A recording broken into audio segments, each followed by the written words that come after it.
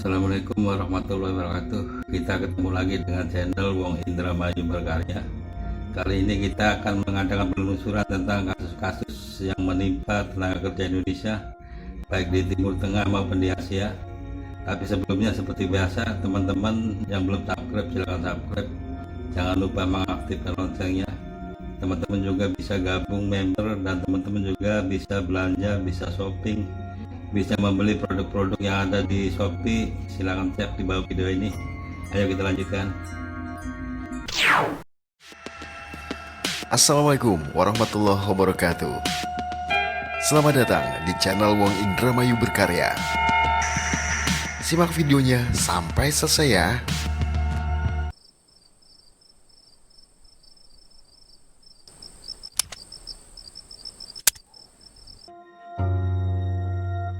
Sudah tidak terhitung lagi berapa banyak kasus yang menimpa para tenaga kerja Indonesia yang bekerja di luar negeri. Beberapa kasus yang menimpa para pejuang devisa tersebut bisa dikatakan cukup sadis, dari kasus penyiksaan, perkosaan, sampai pembunuhan. Semua kasus tersebut dapat Anda saksikan di 7 kasus TKI. Number 1. Kasus TKI yang pertama adalah kasus dari Caryati. Pada bulan Juni 2007 lalu, TKI asal Brebes, Jawa Tengah ini nekat kabur melalui jendela dari tempat majikannya di lantai 15 apartemen Sentul, Kuala Lumpur. Wanita tersebut menggunakan potongan kain yang diikat, tapi baru sampai lantai 12, Caryati tak mampu meneruskan aksinya karena takut, dan akhirnya dirinya ditolong oleh regu pemadam kebakaran dan kepolisian setempat. Alasan Caryati melakukan aksi nekat tersebut karena dirinya sudah tidak tahan sering disiksa, tidak mendapatkan gaji, dan tidak boleh beribadah. Kasus ini pun sudah ditangani oleh pihak kepolisian setempat, dan sang pelaku yang diketahui bernama Ivan Shu ini akhirnya bebas setelah membayar uang jaminan. Number 2. Kasus TKI yang berikut ini adalah termasuk kasus TKI yang paling tragis. Kikim Komalasari, seorang TKI asal Cianjur, Jawa Barat, dibunuh secara keji oleh majikannya sendiri di kota Abha, Arab Saudi. Kikim meninggal dunia tepat 3 hari sebelum Hari Raya Idul Adha pada tahun 2010 lalu karena dianiaya oleh majikannya dengan cara dipukul dengan menggunakan benda tumpul dan lehernya digorok. Setelah tewas, jasad wanita 35 tahun tersebut dibuang ke tong sampah. Kikim yang berangkat pada bulan Juli 2009, jasadnya baru ditemukan setelah beberapa hari dibunuh. Pelaku pembunuhan sadis ini yang diketahui bernama Said Ali Al-Gantani sudah ditangkap dan terancam hukuman pancung.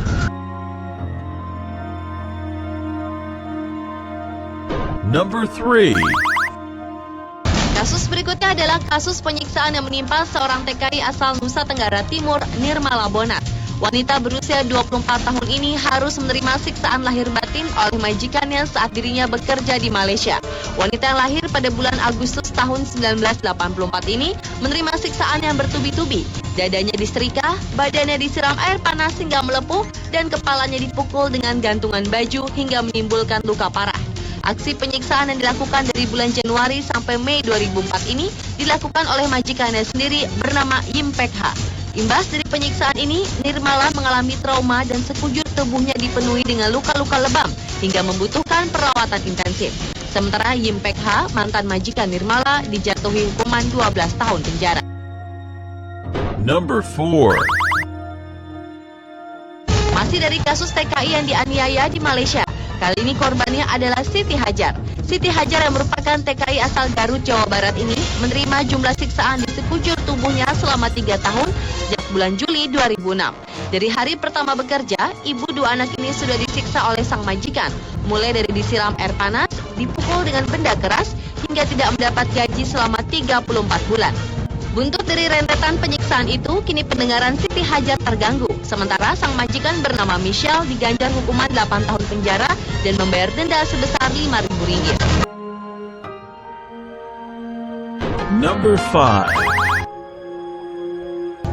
Kasus TKI berikutnya adalah kasus TKI gila. Di Nunukan, Kalimantan Timur, sejumlah TKI yang dideportasi dari Malaysia mengalami gangguan jiwa alias gila. Sebagian dari mereka yang mengalami sakit jiwa ini karena mendapat perlakuan kasar seperti dicambuk, dipukul, disetrum, hingga disuntik obat-obatan oleh majikannya di Malaysia.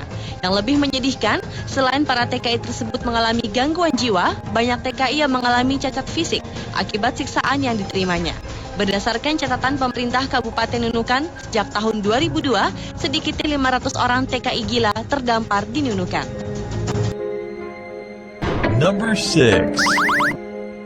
Kasus TKI selanjutnya adalah kasus penyiksaan yang menimpa Sumiati di tahun 2010 lalu. Wanita berusia 24 tahun ini disiksa secara sadis di Arab Saudi oleh majikannya sendiri hingga dirinya pun nyaris tewas. Hampir seluruh kondisi fisiknya rusak. Terdapat luka hampir di seluruh tubuhnya, kedua kakinya nyaris lumpuh, kulit tubuh dan kepalanya terkelupas karena luka bakar, jarinya retak, alis matanya rusak, dan yang lebih parah, bibir atasnya hilang karena digunting oleh sang majikan. Akibat penyiksaan ini, kondisi fisik wanita asal Dompu, Nusa Tenggara Barat ini sangat memprihatinkan, hingga akhirnya harus dilakukan tindakan operasi untuk dapat memulihkan kondisinya. Sementara sang majikan yang menyiksa Sumiati sudah ditangkap dan dijebloskan ke dalam penjara. Number 7. Dan kasus TKI tersadis yang baru-baru ini terjadi adalah kasus yang menimpa TKI asal Subang, Jawa Barat, Darsem binti Daud.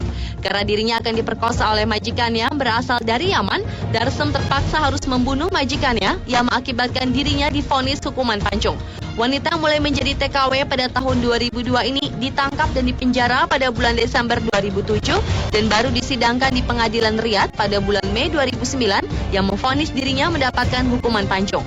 Tetapi akhirnya pada tahun 2011 bulan Januari lalu, keluarga korban memberikan pengampunan kepada Darsem dengan syarat ibu satu anak tersebut harus membayar uang tebusan sebesar 4,6 miliar rupiah dalam waktu 6 bulan agar terbebas dari hukuman pancung di Arab Saudi.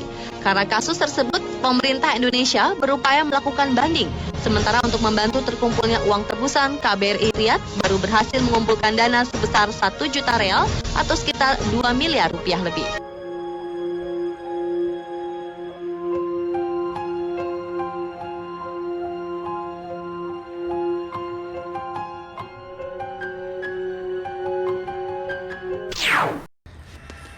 Terima kasih sudah menonton video ini.